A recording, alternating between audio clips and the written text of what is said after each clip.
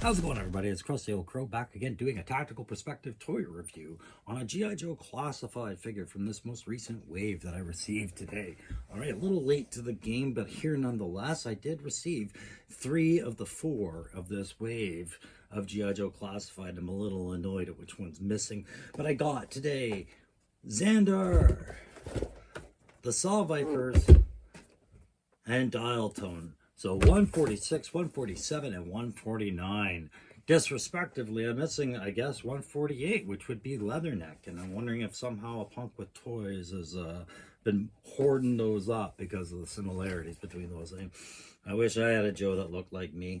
Anyways, today, tactical perspective, we're going to chip away at these in some sense of order. And we're going to focus first on number 146. I'm talking about Cobra Zandar the Dreadnok, part of that family with Zorana and Zartan, and really just a character I did not have as a kid, nor did I take much of an interest in. So he kind of surprised me when he appears in this line as something new that I didn't even have the old figure to compare him to. So I'll have a little look at him. I'll apply that tactical perspective criteria that I put on it. So we'll start off with that file card. We'll look at some pics of him.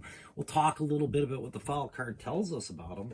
And then we'll get into the kit and caboodle of him, what he comes with for accessories and how well they all go together.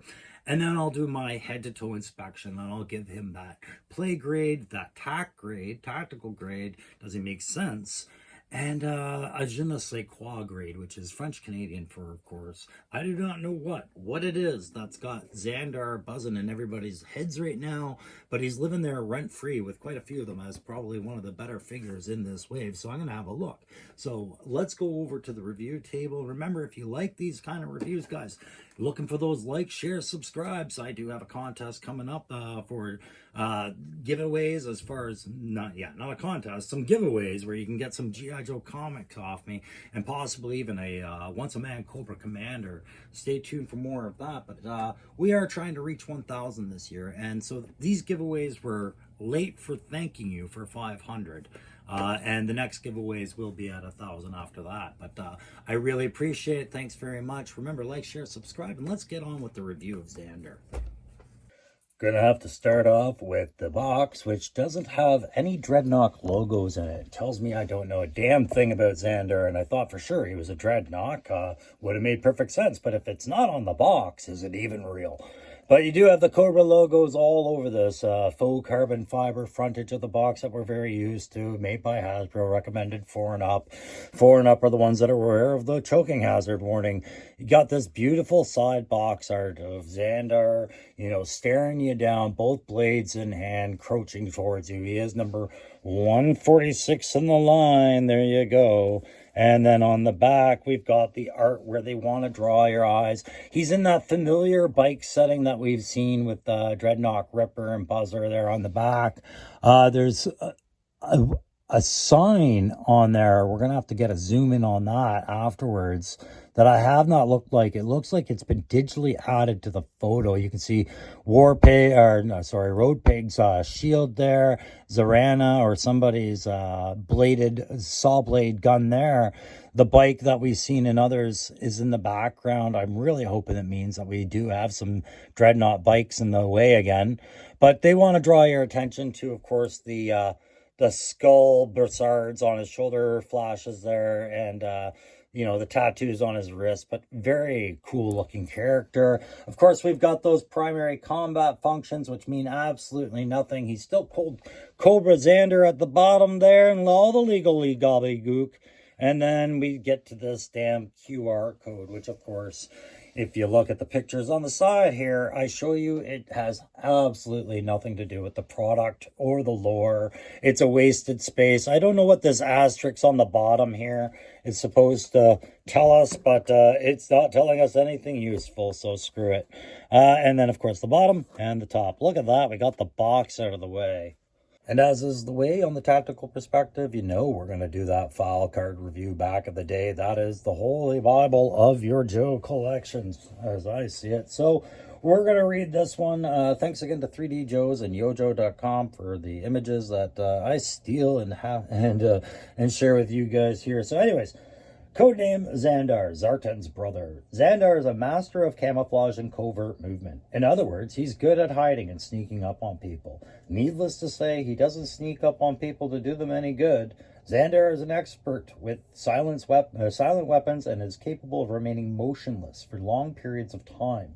Like his brother Zartan, he has the ability to change skin color. Zandar was the kid who never got noticed. Teachers forgot that he was there and never called on him. Nobody that has ever met him can remember what his voice sounds like.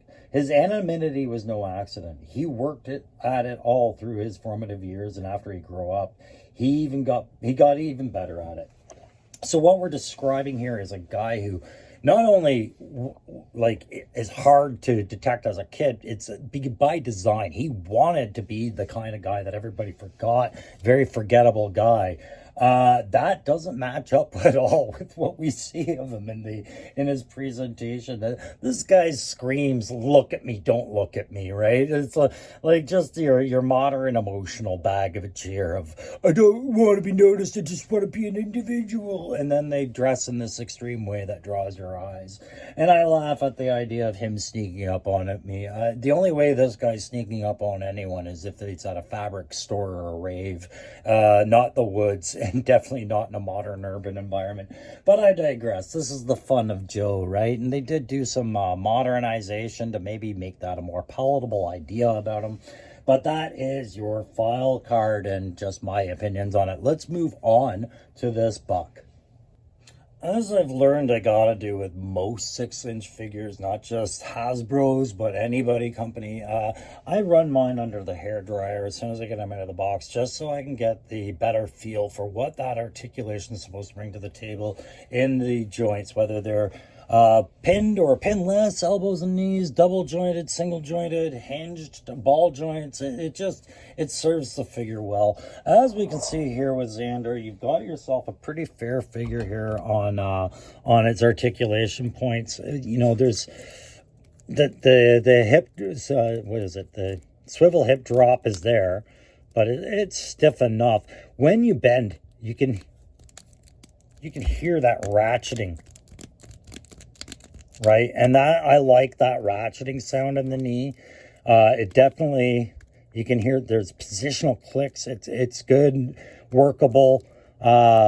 When it comes to the butterfly joints, you do have some interference, as I suspected you would, from the removable pauldrons. They are not connected to the vest, which was a great change that they made to the idea of shoulder pads on the figures, is don't connect them to the vest anymore. I'm glad they're doing that. I love dropping those off my steel core, but I think these really work okay. They kind of belong with this character. They look great, but again, they will affect that movement. Head up, down will be affected because of the hair. The scarf you can remove, I'm sure.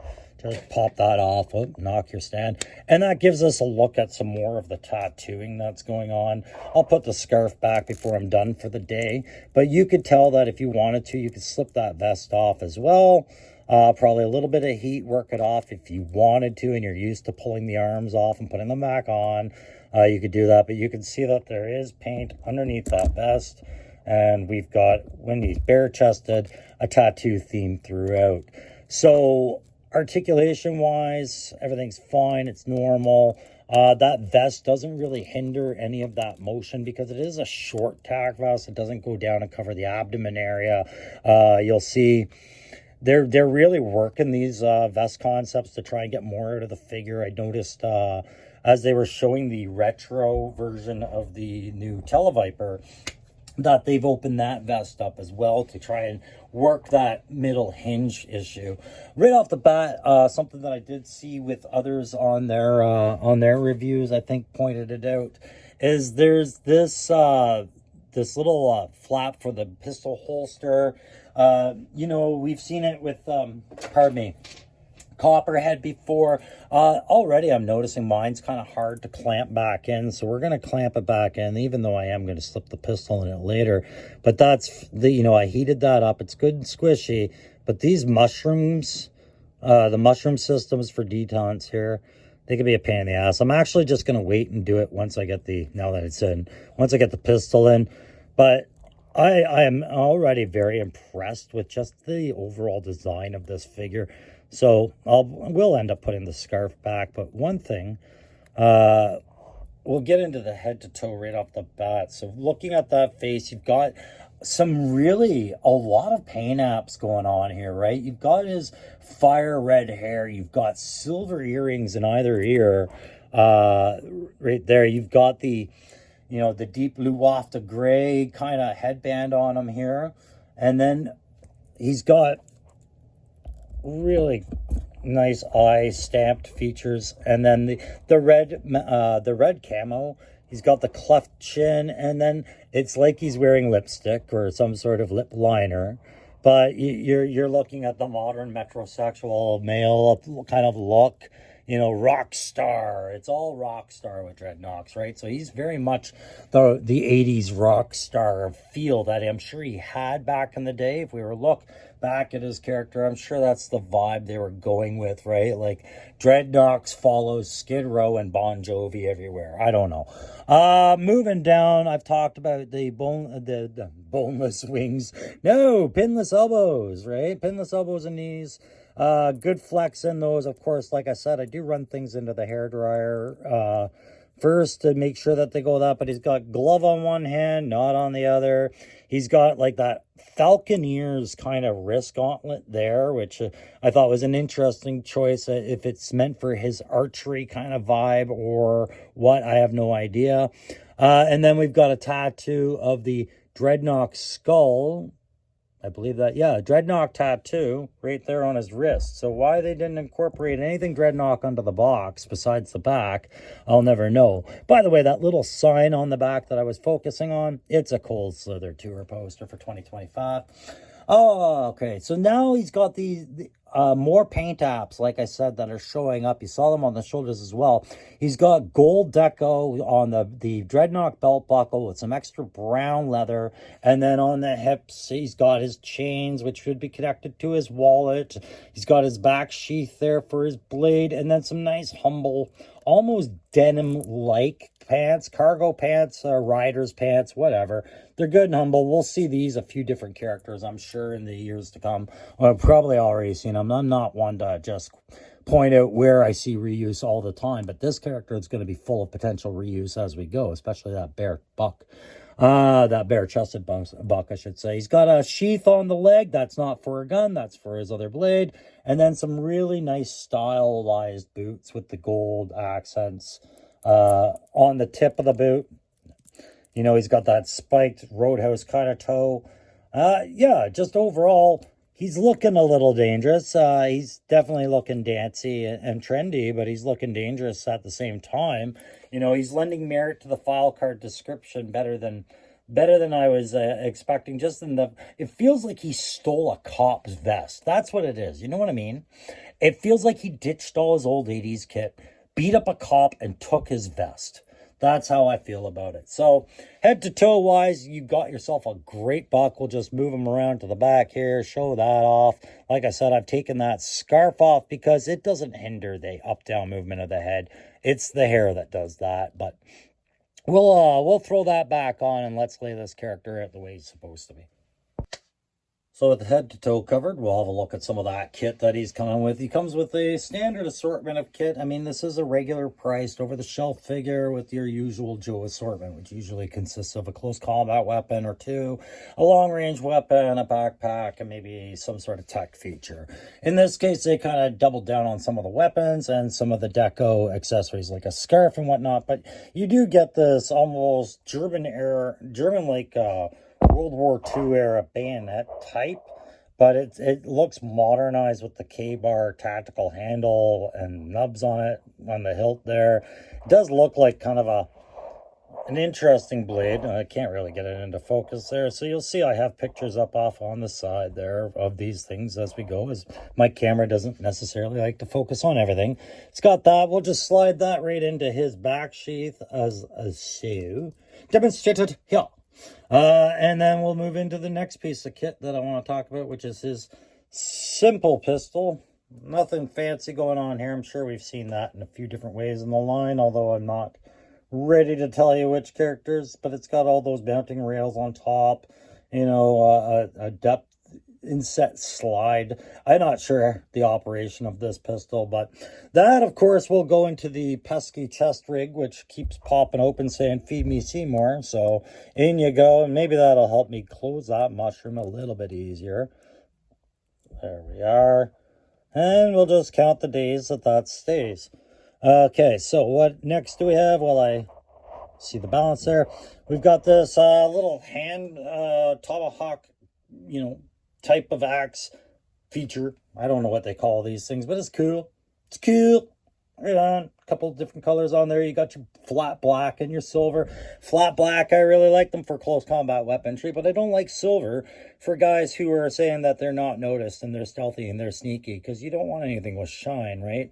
So, whatever. It's too late for him anyways. He's got pink and gold all over the place. Like I said, he ain't sneaking up on anybody but a Care Bear crowd. So there we go. We'll just slide that, and that's what that leg sheath is for, right there. I thought that was a second pistol holster at first glance. I was like, okay, hang on. And then I slapped myself for being a dummy. Okay, after that, we just got 2 more pieces of kit left. So we'll talk about that nice, beautiful quilted backpack, which has different colored plastic insets for the representation of the bolts that his rifle is expected to fire, I guess. I'm sure we'll see this on some other character at some point, probably some ninja type. I wish they had, actually, now in hindsight, had this design, because while it looks like, had given more design consideration here, because while it looks like these were painted in, I'm sure these are inset pieces of plastic separately molded.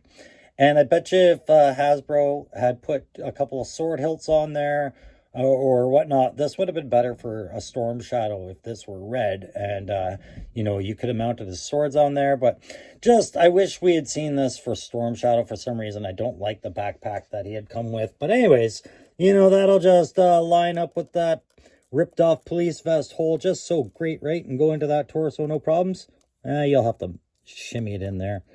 Thicker post though, I noticed, but does it interrupt the balance? Not too much.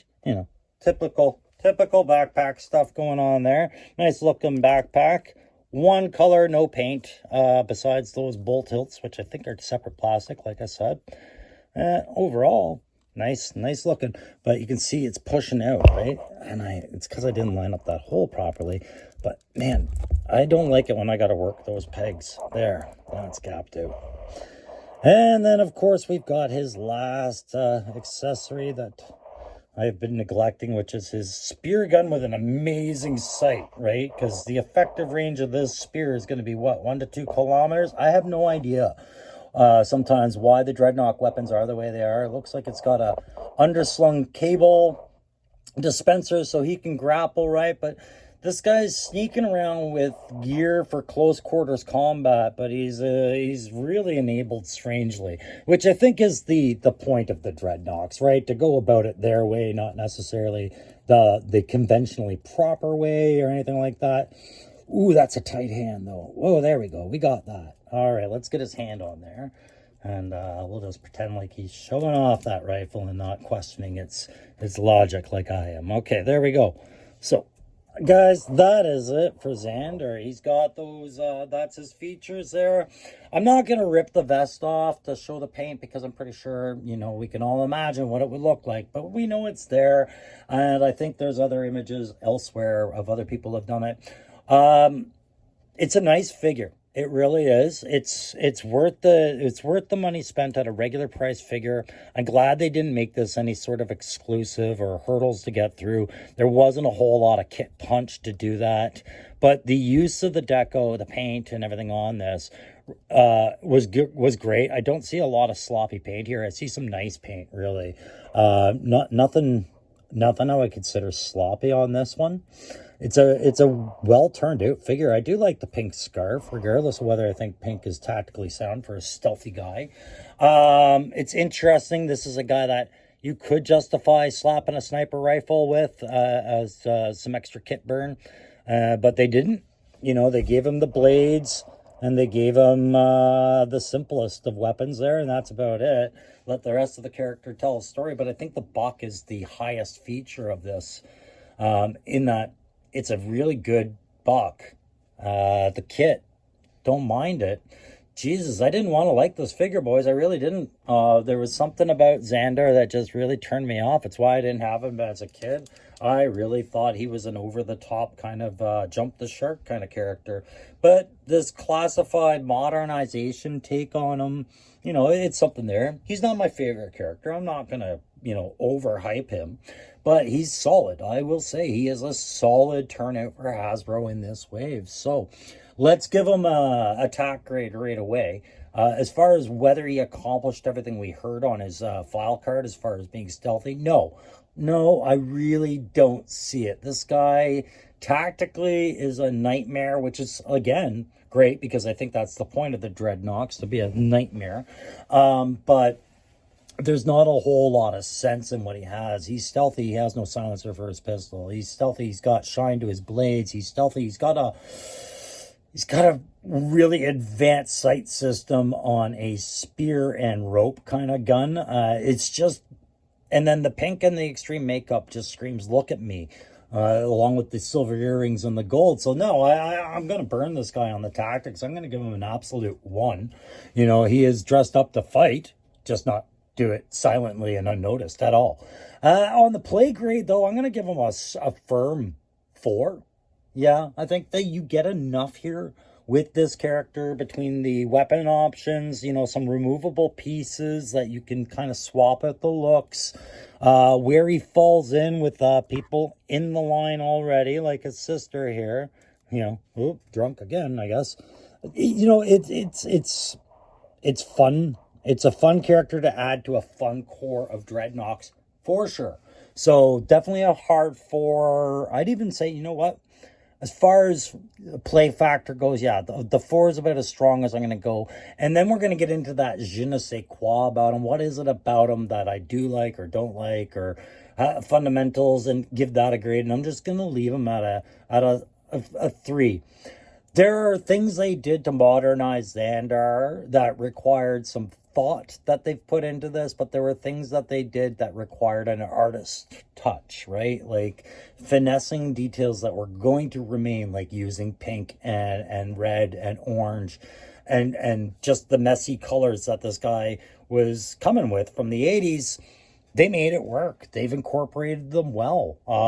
Aesthetically, I don't feel like this character should work as well as he does, but he does. He works very well. So I got to give them, you know, a good 3 on that. But again, as far as a character goes, Zandar is not my favorite. This buck doesn't really make him any stronger of a representative for the character to me, but it is a nice looking figure, and I do think it was well worth the money. So there you go. It's you know, that's the play grade for attack grade and je ne sais quoi. Low on attack, high on play, and average on the je ne sais quoi. But that is Zandar, guys. So thank you very much for joining me on this tactical perspective. We're going to roll right into another one very soon. And don't forget also, I am working back on conversion corners again and doing a Destro Keep. So be sure to check out those videos. But you should be seeing Saw Viper and Dial Tone coming very shortly, and hopefully Leatherneck will be behind that. Thanks again for joining me today, guys, and we'll catch you on the next time.